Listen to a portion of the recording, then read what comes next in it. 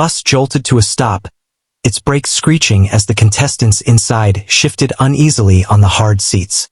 One by one, they were ordered to step down, their wrists bound by plastic cuffs, the night air cold against their skin.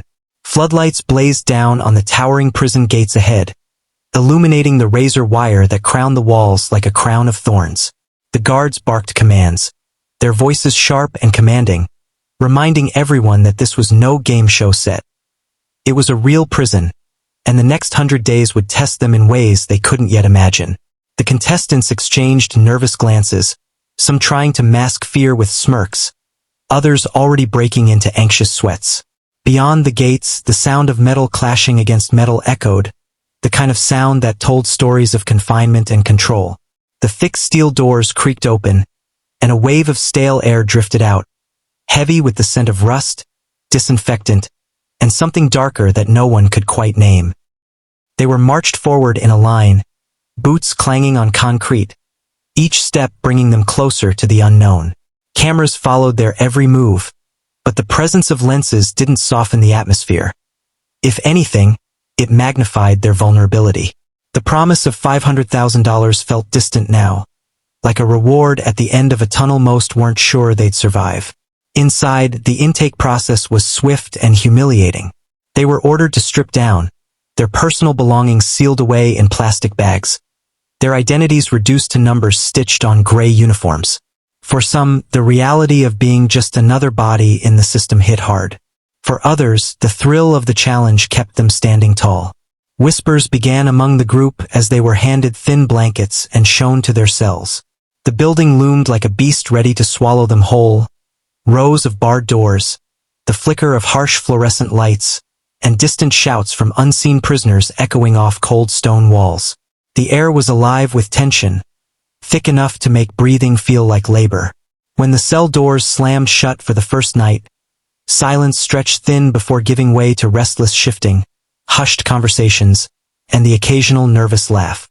Some lay wide-eyed, staring into the dark, already questioning whether money could truly be worth this. Others clenched their fists, determined to outlast whatever the prison threw at them. The game had begun, and survival was no longer an idea, it was the only option. The echo of metal doors slamming shut behind them made everyone stiffen as they were herded into the main block. The corridor stretched endlessly, dim lights flickering overhead, casting long, distorted shadows on the walls. Every clang of boots against the floor felt heavier than the last. The contestants glanced at each other, silently measuring strength, weakness, and the possibility of allies. For the first time, the money prize felt smaller compared to the looming presence of survival. They were led into a wide common area, where the smell of bleach mixed with sweat and damp concrete.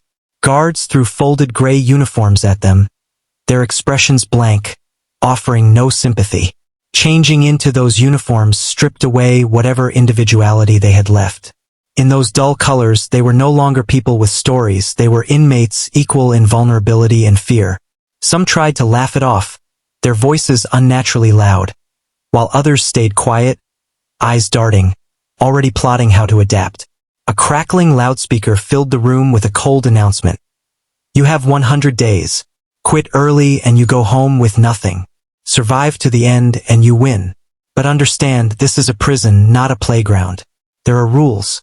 Break them and the consequences are real. The voice cut off sharply, leaving an uneasy silence that pressed down on everyone.